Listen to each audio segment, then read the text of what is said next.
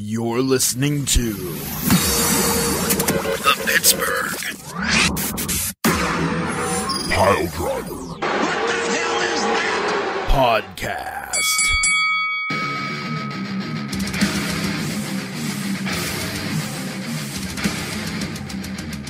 Well, hello, everybody, and welcome to the Pittsburgh Piledriver Podcast. We are hot on the heels of All Out, AEW's latest pay-per event. And man alive, do we have a lot to talk about in this peanut butter and jam-packed episode. Good Lord, a lot of stuff has happened at All Out, and a lot of stuff has happened since All Out. So it's going to be, dearie me, it's going to be a humdinger. We're going to talk, we're going to speculate, it's going to be ridiculous.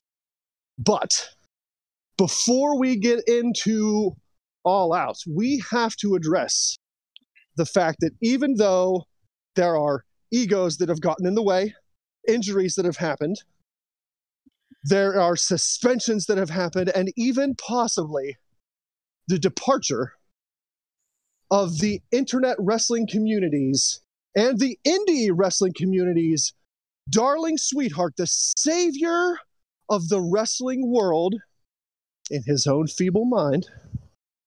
There is hope. There's a bright light that shines down upon all of us. And that bright light shines down from the peak, from the very tippy top of the mountain. That's right, ladies and gentlemen. The motorcycles are in the background. And if you can only imagine, the king of the mountain has retained. The king of the jungle still reigns supreme and lords over his kingdom like a warm, comforting, majestic blanket. Oh, yeah, that's right. Take the D out your mouth and gag on it, buddy, because Tiger Bomb Tom has retained the Pittsburgh Piledriver Podcast Chooserweight Championship.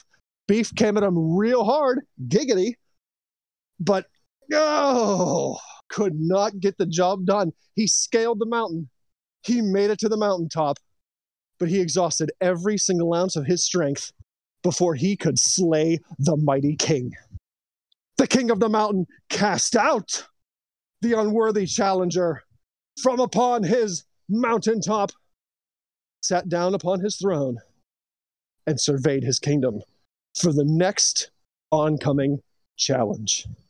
Ransom the Madman is here, Beef the Legend is here, Poot the Bard is here, and the king of the mountain, the king of the jungle, the ruler of the P3 kingdom, the Chooserweight champion, Tiger Bomb Tom, is here as well. There was a spectacular show, gentlemen, at AEW Presents All Out, but I almost think that there probably was just as equally a spectacular, disastrous show afterwards in the AEW locker room. So I know we're going to get heavy in All Out and the fallout from All Out. The fallout from All Out. As we should. It warrants it. It is worth noting, if this were a normal show, if we had time, I would give Clash at the Castle its due. It was a phenomenal fucking show. If you have time, go back and watch Clash at the Castle. And Worlds Collide 2022 did not disappoint either. Maybe NXT is on the path back. Watch out now. AEW, WWE is coming for a fight. Yep. But yes, All Out was fantastic. As Ransom mentioned, the king of the jungle, Tiger Bomb Tom, remains the champion. Uppercut. For now. I wasn't prepared to give the full rundown, so I'm not going to. You'll have to wait till next week to find out. That's right, Amber. You're going to have to wait for 7 more days after you hear this recording to find out where you stand. To find out how much you lost by. Maybe I'll give it a maybe I'll give it out on the Among Us tonight. I don't know. We'll see how I'm feeling. Anyway, All Out.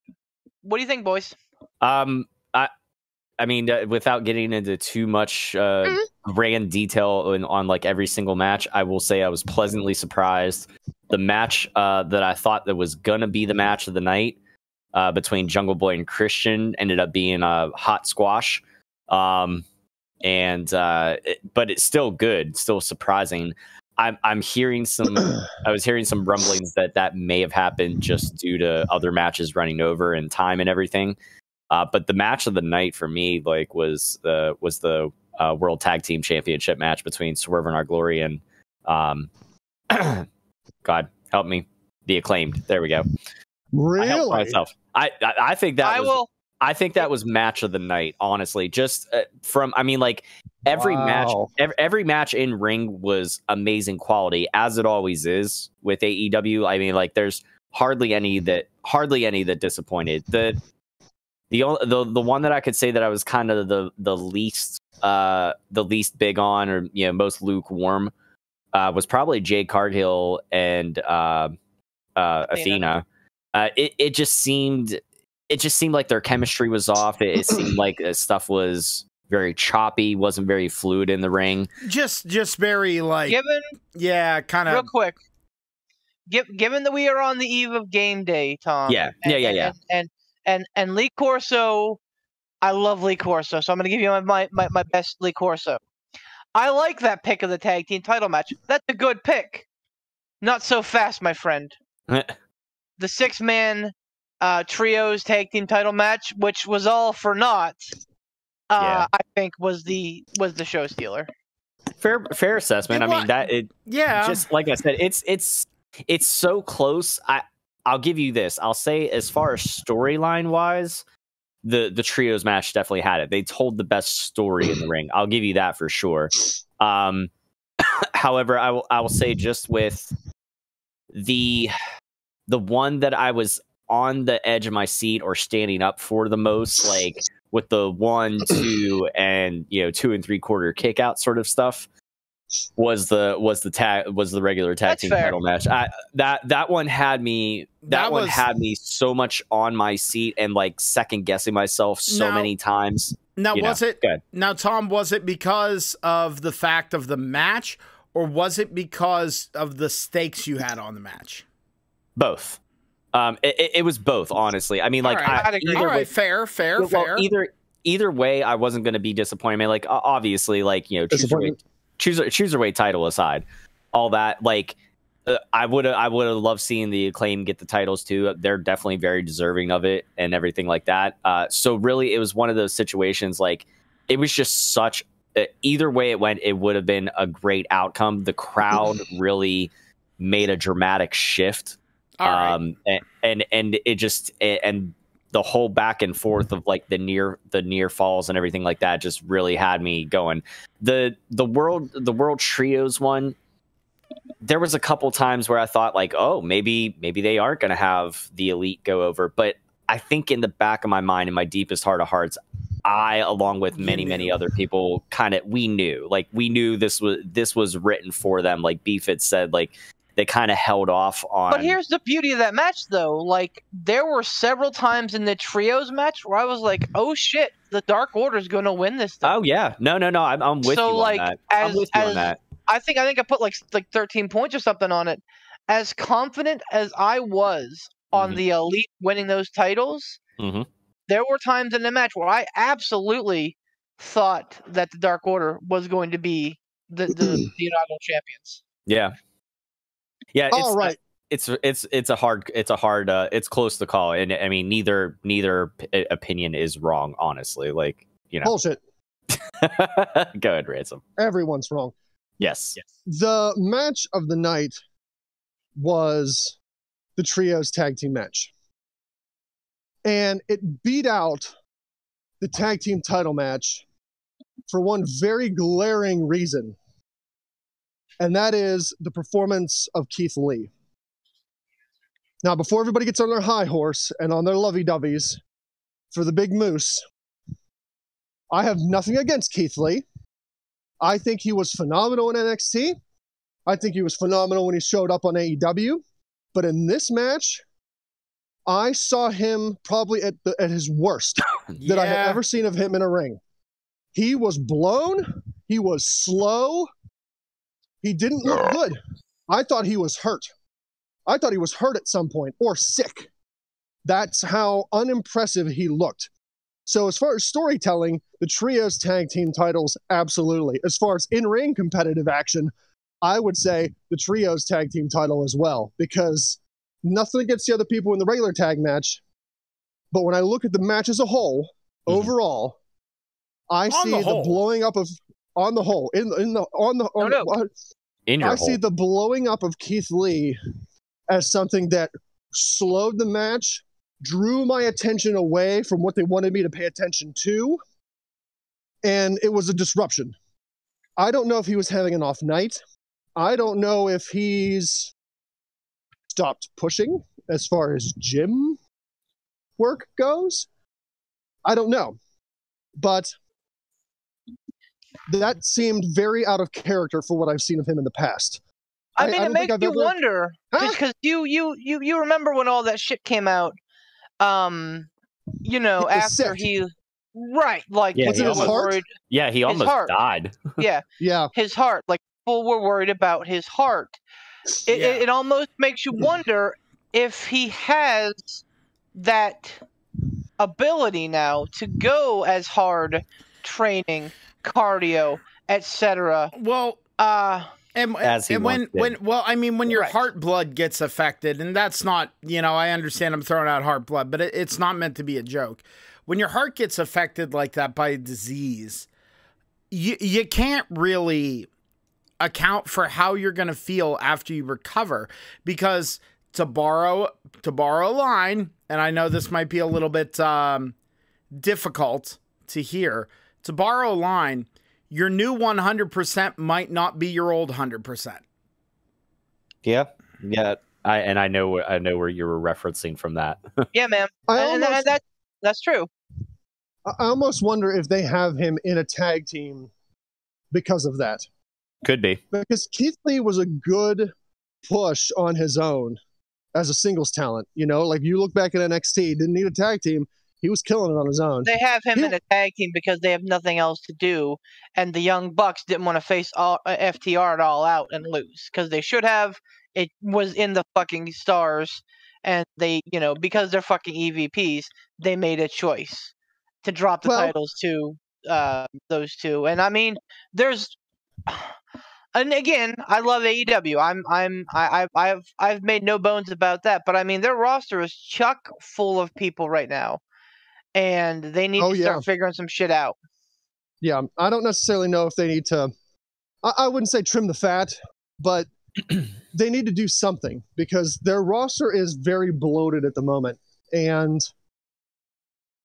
you know, I know it's a slippery slope, or it's a dangerous subject to really talk about, but I don't know if a brand split would be a positive or a negative. I mean, they have 2 televised shows now with the network kerfuffle that's going on. They're not going to get 3. So I don't know what the answer is. I don't know what they need to do, but they need to do something, because their roster is very bloated. And I think the more time goes on, the more evident that becomes. Mm-hmm. And the more that we'll see more Malachi Black wanting out, getting out, and you know what's next for Malachi, who knows? I read the report. I guess he has a 60-day no complete cause, which is a fucking sweetheart move. You know, I know that Tony Khan has the same. And I think about this before, the same mentality as Mike Tomlin. Like, you know, we want volunteers, not hostages. Yep. Like, he doesn't want to keep people there if they don't want to be there. But at the same time, like, he's got a business to run. You don't want a repeat of the Raw Nitro incident where you have a a wrestler showing up on Dynamite one night, and then the same week they show up on SmackDown. Like, you don't want that, no matter what the competition. Oh, and you'll never see that again. You'll never see that again. Like, but the point remains that, like, there's a lot of people that I see commenting online that AEW is the new WCW. I think never had that kind of talent. Never had these kind of matches. Okay, that's a whole different argument. My point is, everything that is happening in the wrestling world right now, with Triple H taking over creative, WWE within a month showing that they can deliver the product that they know they can, and that historically they should be delivering. With all the positive things that are around WWE right now, it came at the worst time for AEW with their growing pains. Not even that shit is like super crazy wrong with them. It's that they are going through their big growing pains right now.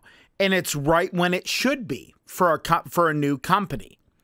So, like, I think a lot of people are kind of leaning into that fact that they're going through their growing pains with something that is appealing to someone like, I don't know, recently a Johnny Gargano going, yep, I'm going to stay with WWE. I'm going to re-sign with WWE. I'm going to go for it with WWE. And because they see the opportunity and potential there. And, you know, even guys like that are there and that stuck by their guns, like a Kevin Owens, right? You know, like you're just kind of like, it's one of those things that the situation in the wrestling world came at the worst time for AEW while all their flaws are exposed because they're going through growing pains, not that they're doing anything wrong. And make no bones about it, All Out was, you know, on par with what AEW does. They put out great fucking content. Mm-hmm. That's what they do. Yep. Regardless of who they're putting out there, they are incredible matches. Every single pay-per-view is never a regret. They are fan-fucking-tastic. Now, I will say, whoops. I will say, to harken back to something that, you know, like the Poot said, that the Poot? Well, the Poot. Were you listening to the Poot story, Donnie? To harken back to something that Poot said, No. The only comparison that I can see to WCW with AEW, and I'm sure many people will differ on this opinion. People on this podcast might also differ on this opinion, but whenever I step back and I look, I see this as a bad thing. I do not think that active wrestlers should hold backstage executive positions. Agreed. I think that leads to problems, leads to oversized egos. When you're a talent, an on-screen, in-ring wrestling talent, that's what you should be. When you're ready to hang it up, I have no problem with retired wrestlers becoming backstage personnel or backstage executives, because I think they make the best executives and best in creative because they have lived the life. They know what works. They know what doesn't work. They know what they have been successful at. They know the mistakes that they have made. So when you retire from the in-ring competitiveness, I think going backstage and working as an agent, creative, executive, whatever the position is, I think is good. But I don't like the idea of active wrestlers holding backstage positions, because that leads to drama, egos, and like Beef said, that leads to someone saying like, oh, well, we don't want to drop the belts to these guys, so we're going to do something different, and we can do it because we're executive vice presidents. Yep. Like, no, that's dangerous. That's a slippery, dippery slope. And we're pussyfooting around it, so we may as well just fucking jump right in. Yeah. That was a big driving factor in what happened after All Out. Let me say this. You guys know I'm a big CM Punk guy. You guys know I'm a CM Punk mark. He's probably one of my favorite wrestlers of all time. Came back last year. Get out of here. Big time goosebumps. It was wonderful. Get the fuck out of here.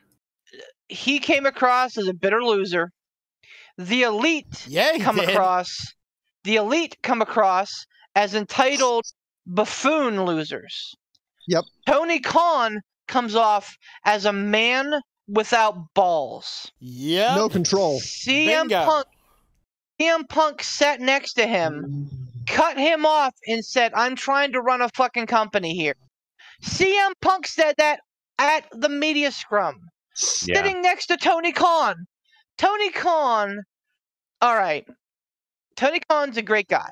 All right, I'm glad he's invested in AEW. Wishy-washy. He is. I'm glad he's invested in AEW. I'm glad that he's seeing this through. But here's the thing, man. Like he has, and I'll make the comparison again. He has Mike Tomlin vibes, where he wants to be the guy in the back's friend. Yep. Not the fucking commander in chief. Had he been? Oh, sorry. Good. No. You keep going. I'm sorry. Had he been a fucking executive, the owner, he would have quashed that shit right there and took Punk's mic and be like, "You're done. Go take a shower." Say what you will about Vince McMahon. We have plenty of negative things to say about him. But there is 0% chance that Vince McMahon lets something like that go and just sits there like a deer in the headlights. People were afraid to approach Vince McMahon. Like that's and that's, on the other side of the gamut. Like you can't go that far where people can't be afraid to pitch ideas. Right. But like there's got to be a middle ground here, right? You cannot disrespect the owner of the company and the company itself and the other top talents of a company on a live mic with your boss, the owner of the company, sitting beside you. You can't cut the owner of a company off and say, "I'm trying to run a business here." Well, but like if someone would have done that to Vince McMahon, and I honestly believe no matter who that would have been, Brock Lesnar, John Cena, Triple H, you fucking name the guy. If they would have done that next to Vince McMahon, you would have seen the fire fly in his eyes, and he would have shut that shit down immediately. Yep. Yeah, but instantaneously, he would have shown who the boss is, and he would have squashed that shit. But the problem is the fact that it didn't happen. I think if it would have been anyone else other than Punk, it would have. I think there would have at least been some kind of fight there. If not completely, maybe. if not completely Vince McMahon style shutting it down, I really think that anyone else that would have been there, Tony Khan would have been like, "All right, okay." But the problem is, I don't know, that Punk gets the latitude that he does because that's what Punk fucking does. And I'm sorry, I watched the media scrum in its entirety about 3 times just to make sure. What? Just the Punk part or the full thing? Just the Punk part. Okay, all right, because I got some stuff about the later part of it too. Whenever you finish, but just the Punk part is that the problem is that CM Punk, because of who he is, what he does, what he says. And what you're paying him for, to be honest. Well, no, all right. Don't be an apologist right now. I'll let you be an apologist in a minute. Because you're not wrong. I'll say you're not wrong. But the problem is there's a certain point where what they're paid to be and what they are and what people know they are. And then there's being fucking tasteless.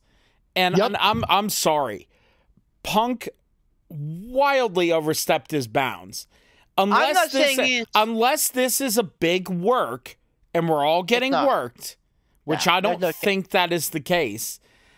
There is no reason as a veteran to conduct yourself that way. I'm sorry. Well, Ransom shared that thing, and I read it, and I don't disagree. I don't agree with all the points. I think there were some low sniping that had happened there, but there are some salient points. One of which is that CM Punk has this thing in his mind where the problem with the product is that it's not CM Punk centric. And he says, he talks out of both sides of his mouth. He says, I want to put the top guys over. I want to put people over. And I think that in his mind, he thinks he is. I just think that he is so far deluded.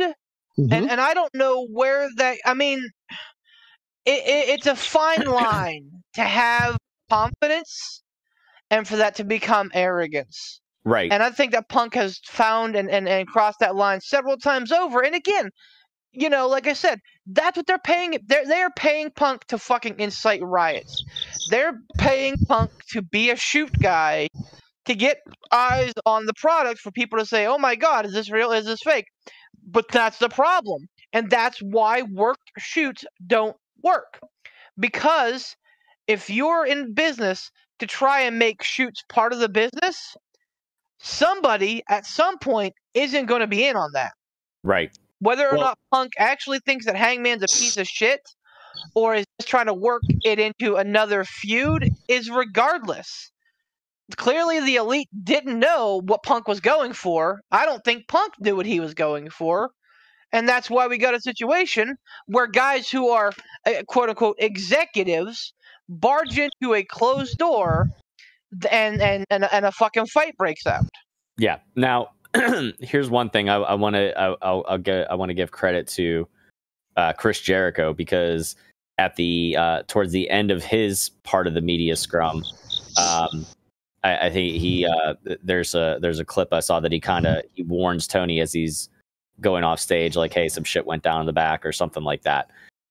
So good on Chris for, you know, like trying to, as discreetly as he could, like, you know, let him know, like, hey, you know, we got a situation to deal with after you're done with this. Towards the end of if you watch the full media scrum, it kind of seemed like Swerve and Our Glory, like they were on there, kind of seemed like they were, I don't know if they were trying to get in character and like kind of heal up a little bit off the turns of how the crowd was reacting during their match at All Out and everything. That's a whole nother thing in itself. But towards the end of the media scrum, they were talking about Tony was you know, somebody asked him if he knew what the numbers were yet for sales and everything for All Out. And like Beef said, that they always put on a good product. AEW pay-per-views never disappoint. I think Tony said that this may be the first All Out that didn't top its previous numbers or anything like that. Last year's All Out, you know, was, you know, top selling of all time or whatever. Said this year, obviously they had some competition, you know, over the weekend, referring to Clash at the Castle and, you know, NXT or whatever. He's like, so we were the third show on Labor Day weekend. That's never happened before. I'll give Tony Khan credit. Like, I agree with you. He has that Mike Tomlin syndrome. He needs to step up and stop being a buddy to everybody all the time. Like, it's one thing to be approachable and be cool, but there has to be that line of respect that you don't sit there and you don't, you know, you don't just start verbally going into business for yourself when you're sitting next to your fucking boss, the guy that signs your paychecks, the guy that brought you in. And I like everything that Punk did was so disrespectful. But Tony, I had some hope for him when I heard that he talked about the numbers and stuff like that. And he said, he's like, I don't want people to think that this is a joke or anything like that. He's like, I take this very seriously. He's like, and I'm going to be fucking bringing it. He's like, I'm not going to take, you know, stuff like that, like laying down or whatever. I think talking about, like, you know, coincidentally, now that, you know, they have competition on a Labor Day weekend, like, he recognizes, he's not dumb. He's a good businessman, and I'm glad that he made the decision. With the fallout of everything, you know, Punk gets suspended, the Elite are suspended. There was multiple suspensions. I think Brandon Cutler got suspended, a couple other people did, whatever. Vacate the titles and fucking, you know, make matches and tournaments to then fill in those spots. Fantastic. That's exactly what needed to happen, because then that sends no interim bullshit. That's because interims for people who have lost the title, like or can't defend it due to injury. This is a completely separate fucking dog, man. This is yes. You know. Yes, I mean, and I'm not going to go on the interim tangent, because if you listen to the last episode or whatever, you have my opinion on that, and we have varying opinions, whatever. But in this case, that message needed to be sent that Tony the boss, not Tony your friend, is making this decision. Tony the boss is running his business the way he needs to do it. And we saw, now granted, I didn't watch Wednesday night, but I did get to see via online and stuff. Tony opened up the show and he addressed the situation right on. That's the first thing. He said he had to vacate them, suspend people, whatever, that, said what was going to be done. Fantastic. That sends a precedent that if there is anybody else in the back besides Punk or anybody else that's having those feelings of, oh, well, the Bucks and everybody are EVPs and in-ring talent, they're getting special treatment. Even if that is by and by largely the case, this at least tries to right that wrong. This tries to send that message of, okay, you know what? I don't care who they are and in what position. I'm the boss. And if you start doing shit like this that is bad for our business, there's going to be repercussions one way or the other. And here's the thing. Last night on Dynamite, it should be a wake-up call to Punk and the Elite. Yeah. Omega, the Jacksons, and Punk need to be on a fucking phone hashing this shit out yesterday. Because guess what? Fucking Death Triangle and Best Friends stepped right up, had a fucking incredible match. Death Triangle. Okay, cool. Fucking Garcia and Yuta stepped right up, had a fucking incredible match. Danielson and Hangman stepped right up. So you know what wasn't missed? CM Punk. You know what wasn't missed? The Elite. Yep. So they better fucking figure this shit out. And for the better for everybody's betterment, because this has big money if they can figure out a way to make it work. Well, that and that's the thing is you said about like everyone stepping up. That should show. Yeah, okay. I went on my little tangent earlier about AEW going through its growing pains. But the reason that we talk about their roster being so incredibly deep is because look at what happened. They had a shitty situation. They had a fucked up situation, and everyone stepped up. Everybody showed their worth. Everybody John Moxley had a promo of the year last night. I'm not a Moxley guy. Like, I like him a lot, but he's not like, I'll never say Moxley's number one. He had the promo of the year last night when he came out with all that fire, vim, and vigor, and let everybody know that it's not the Elite's locker room, it's not Punk's locker room, it's not even his locker room. It is the AEW, and I hate to say this, Universe locker room. Well, it's everybody involved. Well, and that's kind of the point. Is like the thing is that's like I mean we've determined that's a huge reality check, because you could say, okay, Kenny Omega and the Bucks, yeah, we miss them. No offense to this is honestly not meant to offend CM Punk or to bash CM Punk. But the thing is, he was a bigger deal a decade ago. Yes. He was. He was still a big deal, but he would have been a bigger deal if this would have happened a decade ago. Let me comment off of something there too, Poot. Go. You're 100% right in that. And Beef and I have differing opinions, and I'm not saying this to get Beef riled up. I'm just saying this because we had an off podcast conversation, and I want to say this again on the podcast. Punk, during the summer of Punk in WWE, was great. He was on top. He was unbeatable on the mic. He was unbeatable in the ring. He was great. Punk in AEW, he's probably still damn near unbeatable on the mic. In the ring, great? No. Good? Yes. He is not great in the ring now, here, presently, today, like he was during his reign in the summer of Punk. It's a different guy. It's a different dude. He's lost fire. He's lost steam. He's aged. Now, granted, he's not the oldest guy there is, and just because you get older doesn't mean you get worse. But he's not what he was during the summer of Punk in WWE. And also, going back to the whole media thing, it's fine for you to think that you're the best in the world. And I am under no delusion that Punk legit thinks that. He's got walking Bret Hart syndrome. Bret Hart thought that he was legitimately defending that WWF title around the world. He wasn't. He was being put in matches that were predetermined. We all know. He was a top draw. Yes.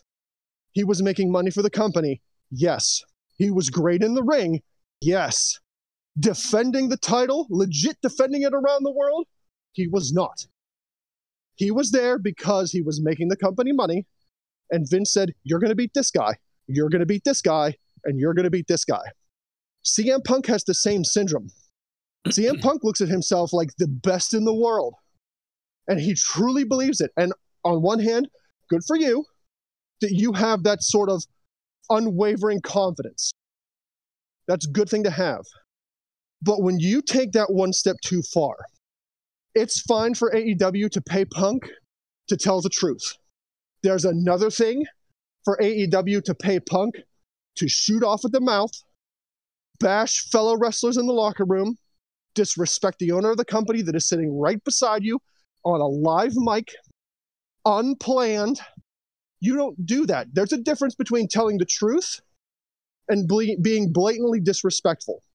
Punk is so full of himself, and he has such a big head that he feels like he can disrespect anyone, any fellow wrestler in the locker room, the owner of the damn company, and the owner of the damn company who's sitting right beside you at a live media event. That is not good. It's just not. I don't care how much money Punk brings. I don't care how many eyes he gets on the product. You can get all the eyes in the world on the product. But if you're toxic and you're a cancer to the locker room, you're not worth it. It's exactly like the NWO. And it's not like the NWO, like the poison that Vince McMahon brought in.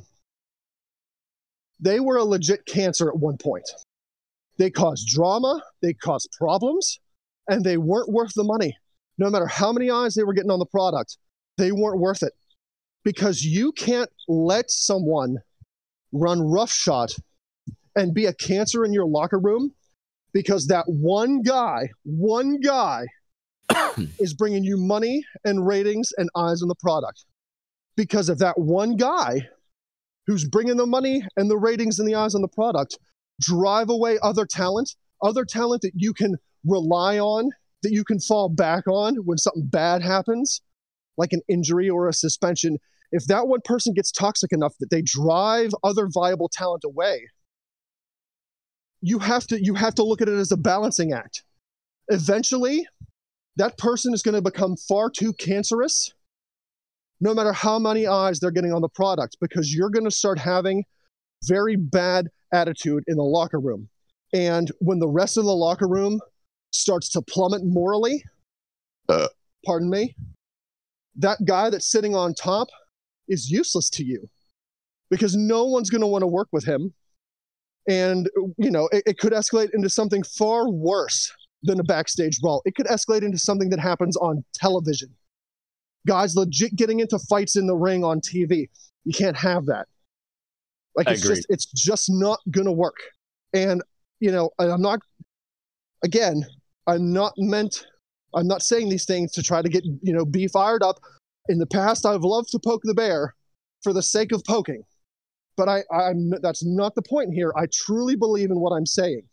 And I 100% agree with Beef that if the Elite and Punk can get on the phone and work this shit out, this is a golden apple of a storyline that AEW can say, all right, guys, you know what? You had a beef. We had some problems. You guys took your suspensions. Now you're back. You've hashed it out. You've shook hands. You don't have to be friends, but you got to be cordial and work together. And if they can do that, this has the beginnings of what could be the best on-screen feud that has happened in decades. Agreed. I got to tell you though, it's really going to take some people swallowing their pride, and we know there's a lot of egos there. But I want to say, for anybody that says, "Oh, it'll never happen," where it can't happen, I'm going to bring up two instances right now from the past that shows you absolutely 100% that if people are willing to swallow their pride and put their professionalism first and put the greater good of the company and doing business first, over their personal feelings for that other person standing across from them in that fucking, in that ring, it can work. First one, Edge and Matt Hardy and Lita. That situation right there, you took something that happens in real life all the time, real life animosity, real life shit. Hardy getting injured, Edge and Lita on the road together. They were all friends. Edge and Lita start fooling around. Now they have a relationship going on. They bring Hardy back. I'm sure he probably wanted to legit kill Edge. He probably could have at some point, if he wanted to and thought it was worth it, go into business for himself and seriously injure Edge. But he didn't. They took that real life animosity, they took that real life drama and made art imitate life. And it was an amazing feud. And we got the whole rated R superstar thing out of it with Edge. Amazing heel stuff for Edge. Great stuff. Great TV. There you go. Whether or not you agree with the live sex celebrations, that's a whole nother thing. However, second one, and this is the even bigger one, and I think this supersedes whatever fucking little pissy, whining, bitching, and moaning and complaining that's going on in the locker room between Punk and the Bucks. Kurt Angle, Jeff Jarrett, and Karen. If nobody watched TNA, go back and do a little bit of research on that one. That was some real life shit going on there. And if those two, if those three, I should say, if those three could take and make that work with putting aside their personal feelings, I don't want to hear Punk say, well, I think we're past apologies, or, or hear the Bucks, make some sort of snide fucking whatever dig at Punk on their next episode of BTE or whatever. Fucking swallow your pride, grow a pair of balls, and fucking man up and do business. Because otherwise, you're going to find yourself fucking out of business. That's my rant. You'll find yourself in the situation that Shawn Michaels and Bret Hart were in. And I'm not going to harp on this forever because we have a lot of AEW and backstage stuff to talk about. But just put your imagination pants on for a quick second and think. If those two could have worked it out, I'm willing to bet dollars to donuts that Bret Hart would have stayed with WWE. And if they could have worked that out and worked together, they didn't have to like each other, but they could have worked together. A, I believe WCW would have been out of business a long time sooner. And B, I'm willing to guarantee that Bret Hart's career would have been greatly lengthened and probably a hell of a lot better than it wound up being when he went to WCW. I would definitely agree with that letter. That's something these guys can look at, like learn from the mistakes of the past. So often, people don't learn from the mistakes of the past. Look at those two guys right there. WCW didn't know what to do with Bret Hart. He went there and they were just befuddled. WWE, though, they knew exactly what to do with Bret Hart. And they did it, and it fucking worked. Beef is 100% right. I don't think I could entertain an argument otherwise. That if those guys worked it out, and they need to, AEW will certainly flourish. Under this one feud can be just golden for a very long time. I mean, it can be drawn out for God knows how long. Yeah. And the last thing I'll say on this point, this is from personal experience. The best thing I can equate it to is from being in the military, not trusting a single motherfucker in my barracks and always keeping my shit locked up all the time because you never knew where you might end up with some missing gear or something, or somebody fucking with you, whatever. Not trusting anybody with my personal belongings. But damn it all to hell, if we got out there in the middle of it and in the thick of things and shit hit the fan, I absolutely knew that they had my back and they would do their job. And that's what these people need to do. Do your fucking job. All right. Yep. I've sat here with a clothespin on my lip. I'm gonna talk now. Beef. So again, I think that there is a lot of blame to go around. And reportedly, yes, CM Punk absolutely has been rubbing the roster the wrong way.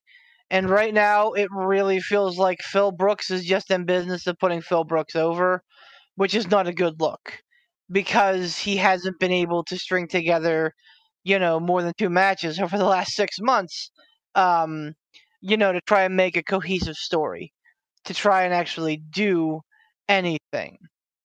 But here's what we need to remember.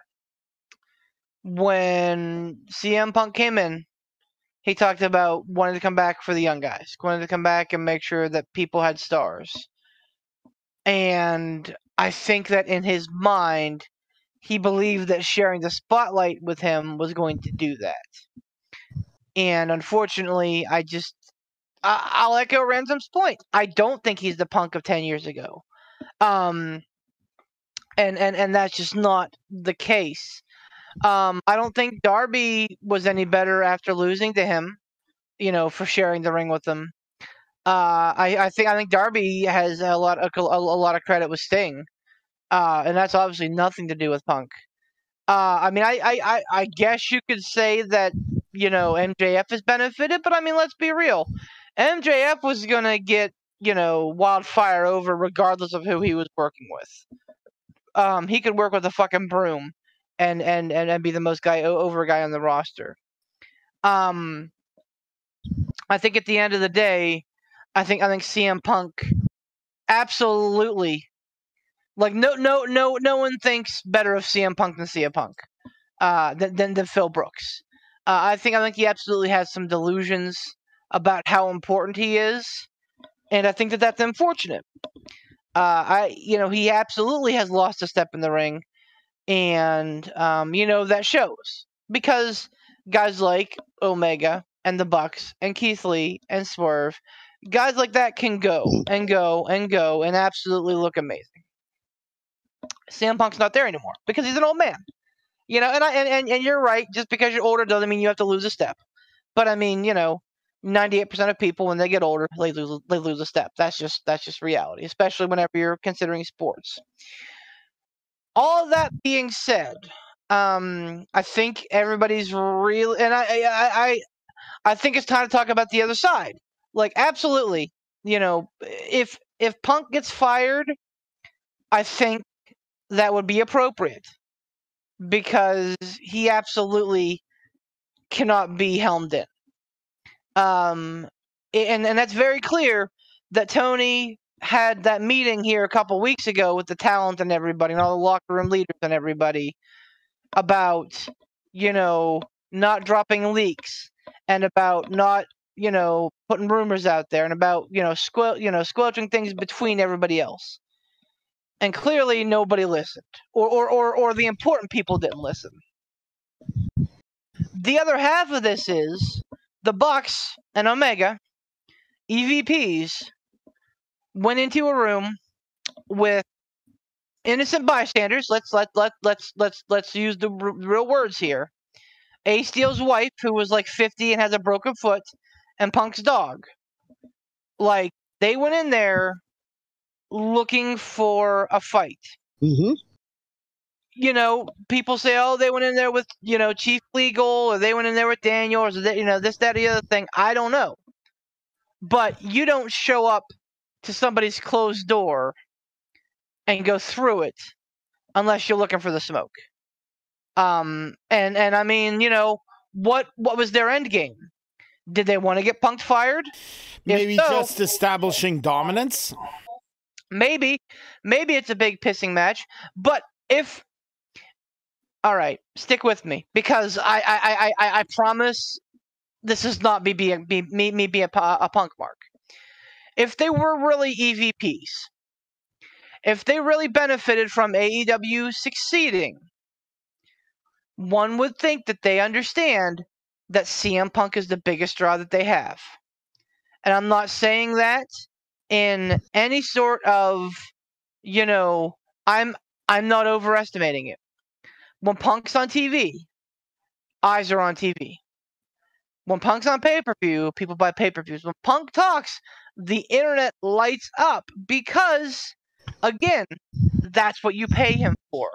And yes, you have to be very careful because he walks around with fucking live grenades in his hand. And like if you're going to have him in that locker room, everybody needs to understand, like, yes, this absolutely could happen. That doesn't make it okay, though. Well, you're right. You're right. I agree. But it is what they're paying him for. And again, I hate to say that, and I hate to, but that's what it is. I don't think they are. You know, they brought Danielson in because he's a phenomenal wrestler. They didn't bring CM Punk in because he's a phenomenal wrestler anymore. They brought CM Punk in because they know that he's awesome on the mic and that he says some controversial things. And to quote our old friend Eric Bischoff, controversy creates cash. It gets viewers on product, and people knowing that Punk wasn't going to be on TV last night, the Elite weren't going to be on TV last night, still drew over 1 million viewers. Would they have done that post All Out? Maybe, maybe not. I don't know. Yeah. But here's the thing, though. Like, if you're an EVP, you have to recognize that the ratings follow this guy.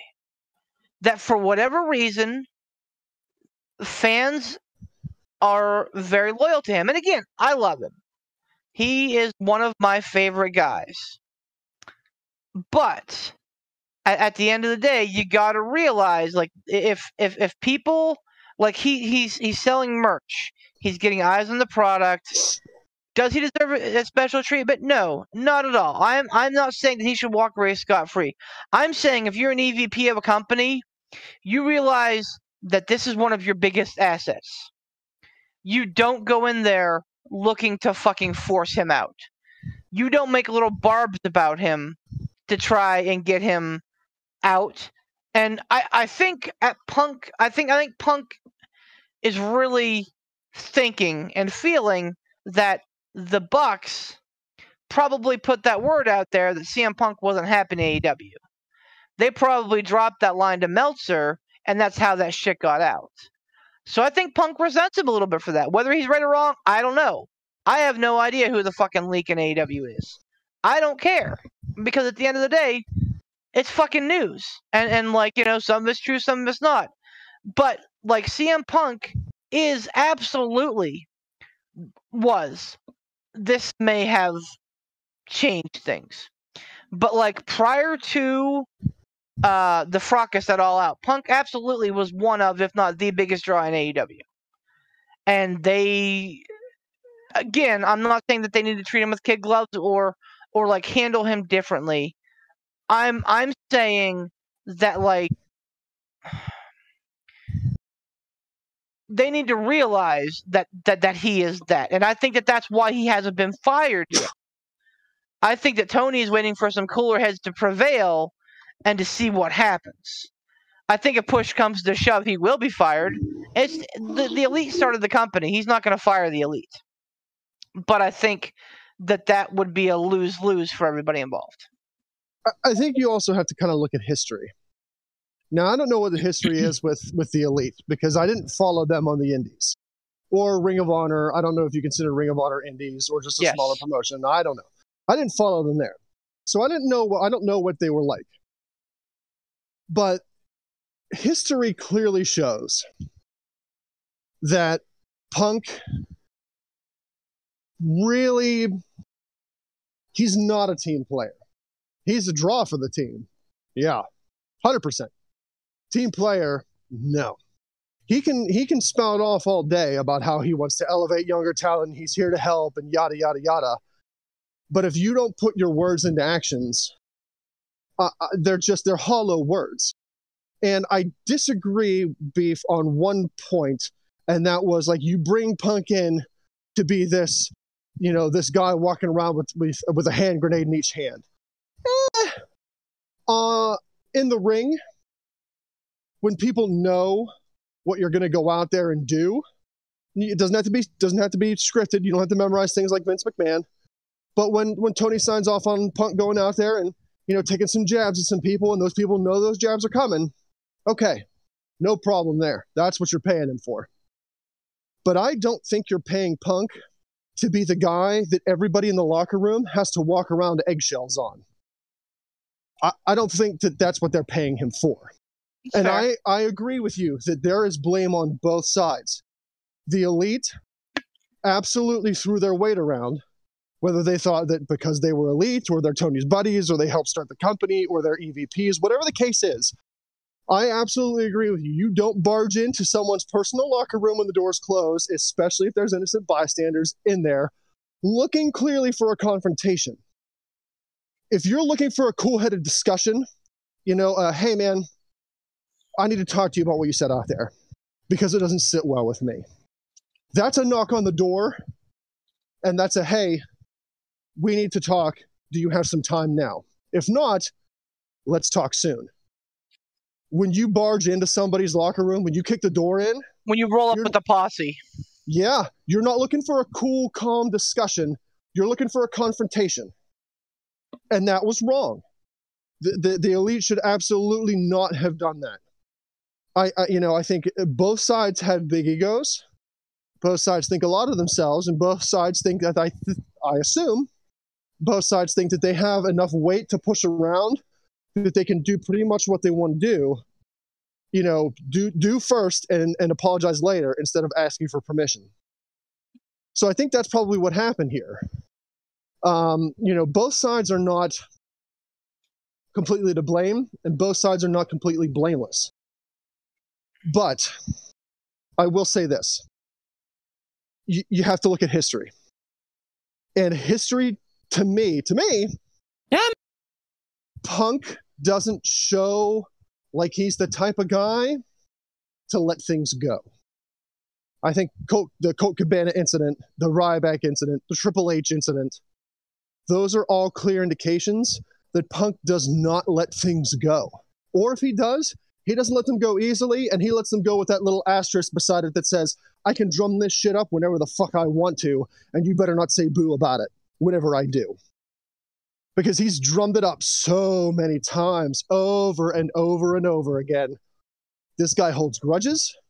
This guy doesn't forgive and forget. Hopefully, maybe, this will be the exception. If Tony and the Bucks can come to him and be the ones to extend the olive branch, and maybe you have to do that with Punk. Maybe you have to go to him first and apologize first. Be the bigger man. Yes, show that you want to work things out. Swallow your pride. Hey, sorry that this happened. What I did was wrong.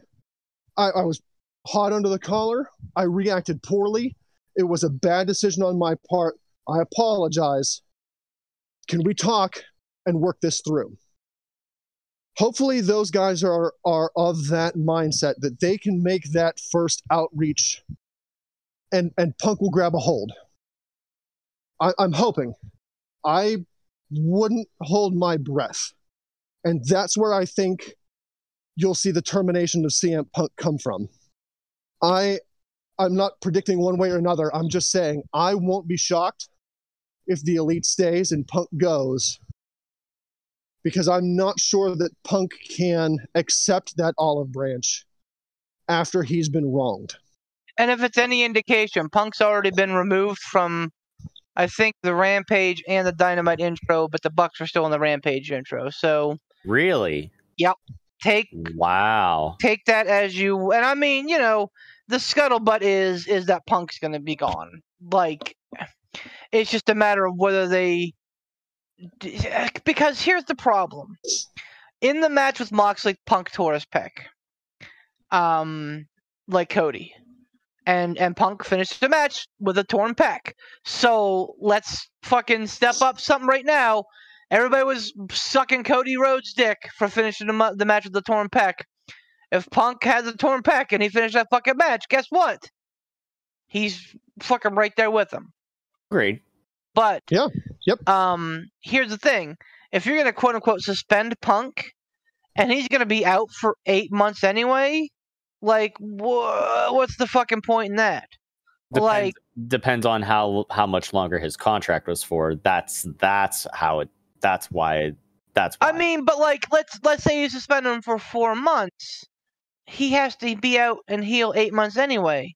Well, so like either they don't pay him for those 4 months, which would be adequate, or I don't know, man. Like I don't know. The right answer is, again, everybody, like Tony Khan being the middleman, having a peace summit, and bringing the Bucks and Omega. I don't think Omega had so much to do with this. I think Omega was there as kind of like he was backing his boys. Right. Quick question though: do we know how long everybody's been suspended for? We just know they've been suspended. So Punk and Steel have not been suspended. Okay, because I've been seeing mixed things that I thought Punk was also suspended.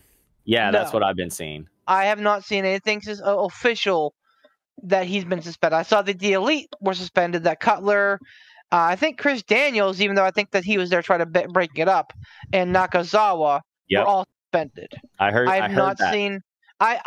Yesterday I heard that the Elite would be suspended and that Steel and Punk would be fired. Well, that has not happened yet. Well, yeah, but my point is, this is why people think it's an angle, right? Because nobody knows the real answer yet until there's like some sort of literal press release statement made by Tony Khan or whatever. And they don't have to. They might still be trying to work that out though. Could be. Like Beef said, if he's going to be out for 8 to 9 months, what's the point in suspending him? I mean, it's a show. It's to show that him in the locker room, like, hey, even if you weren't hurt, I'm going to suspend your ass. But you're hurt, I'm going to suspend your ass anyway. But we don't know the actual goings on of what is actually happening backstage. Tony could be trying to work something out. He might be still in the deliberation phase of wondering, like, okay, what do I do with this guy? Right. That's all a very good possibility that they're still trying to figure that out. Yeah, that's what I'm saying, and I think Punk is too big of a draw to just go, "Oh, you're fired." Like, I think that you have to establish very clear and concise and harsh boundaries with him. Yes, and say, "Listen, man.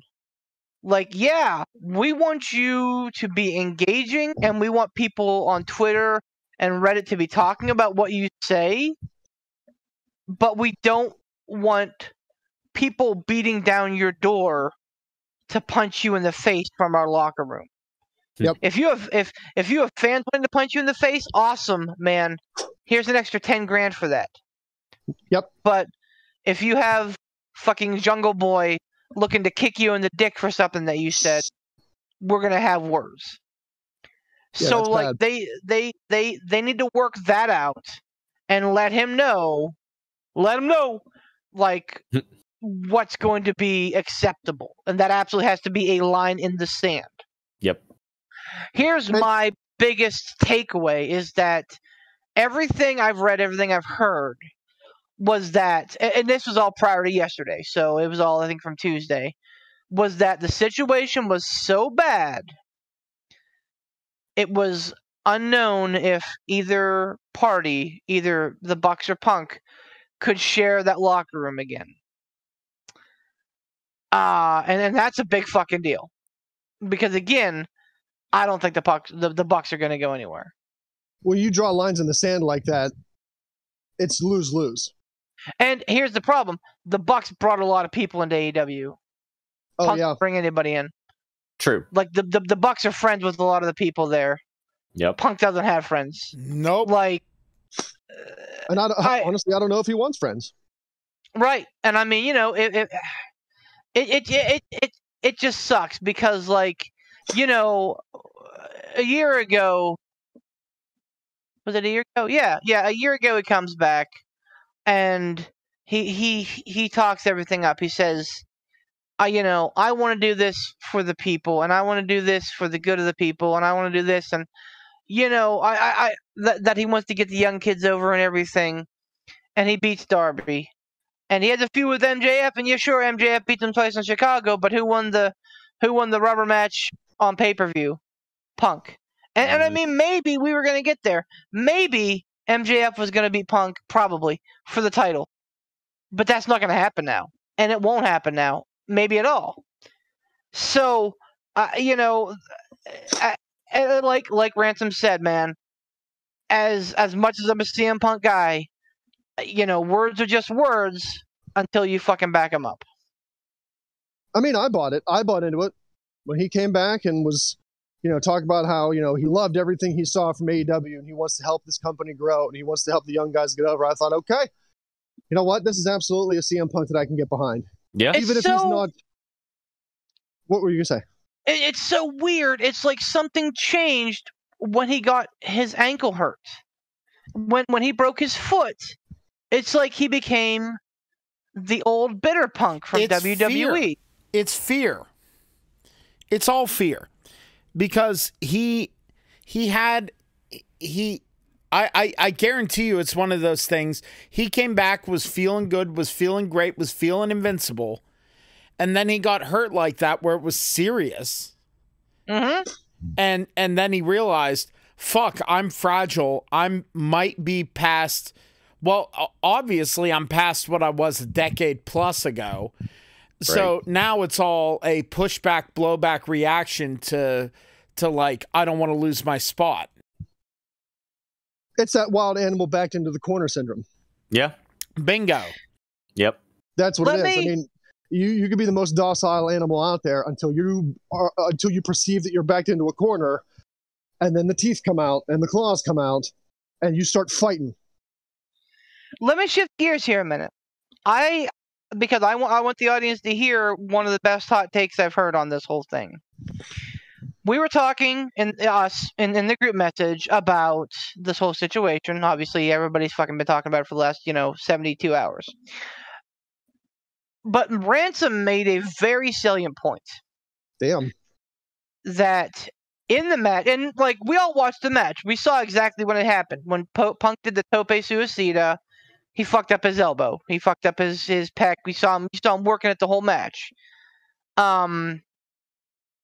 In that presser, how bad did Punk know he was hurt? Did Punk know, oh fuck, I'm going to be out for 8 months? And in that press conference, was that Punk thinking to himself, I better get some fucking heat now because I'm going to be gone for the next 8 months? Was that Punk saying, fuck, my career might be over. I may as well just burn the fucking bridges down behind me? Like, what do you guys think about that? Because Ransom said that, and my mind has just been fucking running with that. I don't know. It's still, for me personally, it's way too early to tell. Yeah, I just think that regardless, like, so let me ask you. So let me frame the question a different way. Do you think that Punk's condition during the press conference had any indication on and first of all, any influence on his behavior? Correct. 100%. Yes. I think there's a possibility to it. I think there is. I want to say this too, like having a press conference with, so like, you know why football coaches have the press conferences and not like the players have some like softballs tuned up to them, right? But like you know why coaches get them? Because coaches are the heads of the organizations, and you know that every person that walks in that room has like a list of things that they do and they don't ask so that they can come back in. Right. Bob Labriola, if he wants to continue to have access to Acrisure Stadium, didn't ask fucking Boo about Ben and the allegations in Colorado because he fucking knew better. Right. I have a problem with the reporter fucking grudging this, and I'm not blaming the reporter. But I think it's a problem that somebody can walk in there and be like, so how about what Colt, what Adam Page said about Colt Cabana. What do you think about that? Like, what? I agree. Are you trying to incite a riot? Like, what's up with that? No. I agree with you. And so in that vein, I will say that like that was something that if you watch the media scrum, just even Punk's part of it, at the end of it, he said, and please remember, be more responsible with your reporting. Remember, we're humans. So there's that. I think that's a little bit. There's that little bit of fucking ego. Clickbait writing is what it is. Like that's a reporter trying to get a clickbait article. Well, yeah, it's absolutely. Well, it's what I was going to say is like that. I see where you're coming from, Beef. I think it's probably just it's the situation of that stuff that that's something that's been gnawing away at him. Like that's something that he has to deal with outside of the ring, outside of the injuries, outside of his schedule and everything like that. And Punk's got to be a professional when it comes to that. He can't take something that someone is absolutely looking him to like gnaw on. Yeah, he can't do that. He has to say, 100%. You know what? I've covered this. I've done multiple podcasts about this. We're not talking about we're not talking about Colt Cabana anymore. No, yeah, just a simple no comment. And even Tony said something about that too, which unfortunately Punk started cutting him off at. Is Tony said at one point, he's like, I should have just made a simple no comment, and Tony was trying to apologize for not handling it the way that he should have whenever whatever got brought up. So Tony was trying to be the consummate professional. Punk was letting his emotions get the better of him. So yes, Punk needs to be more of a professional in that sense. And I know that's, then you could say, well, if they're not going to be professional, why should I be professional? Be the bigger man and fucking your big boy pants, Yeah, man. Yeah, let's not beleaguer the fact too. Yeah. That, Punk reacted poorly, but I think this also shows Tony Khan's inexperience. Yes. Because, forgive me, I don't know football. So that reporter that Beef had mentioned, if he would have asked a question about those Ben Roethlisberger allegations, and jeez, I mean, I know the coach's name, but Lord, it escapes me. Tomlin. If Tomlin would have been sitting there with Ben, I'm willing to bet Tomlin would have shut that shit down immediately. He wouldn't have even given Ben a chance to answer. He would have shut that reporter off, cut him off. Next question, move on. Yep.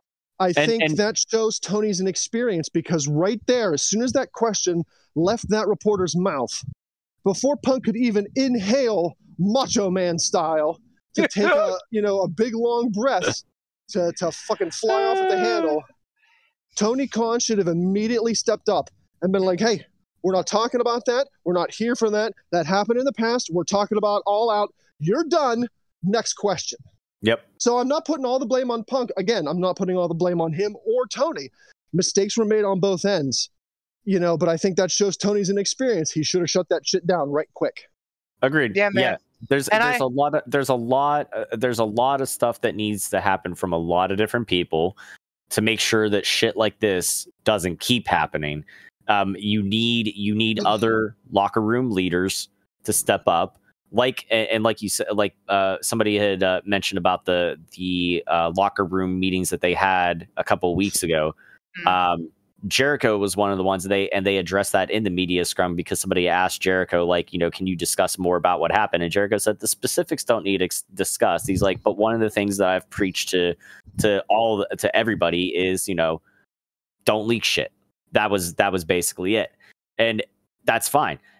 Jericho's been all around the world, been in many a locker room. So if there's anybody that can hopefully start to be the one to get these people to try to mend fences, somebody that can be a locker room leader, is definitely Jericho. And there's plenty of veterans in that AEW in the AEW locker room, as both on-ring talent or behind the scenes people. You got Tony Schiavone, you got JR there, you got other people. Barbecue sauce. Yeah. It's good. Instead of having fucking backstage slobber knockers, fucking figure it out. Because we learned from the plane ride from hell that JR's great at putting his foot down. Yeah, man, he can't fucking do shit. That again, Sorry, dig it, JR. Sorry, not sorry. I know. No, you're not wrong, but there's you wonder. Times can change, and hopefully he's has, but I doubt it. But you wonder if like how these media scrums are going to be changed in the future, and I think that they absolutely need to be. I think that absolutely they need to have people screening these questions. Mm-hmm. I'm not one for softballs. I absolutely think that people should have tough questions asked, but you gotta be careful, man, because especially when you have a situation like that's fucking oil and water, man, that's just not gonna mix. And with Punk and Cabana, like this shit is just not ever going to be okay. So like Tony Khan, basically, here's my final thoughts on this. I think that Tony Khan should strip the Elite of their titles, and that they should no longer be vice presidents. They should be talent. Yes.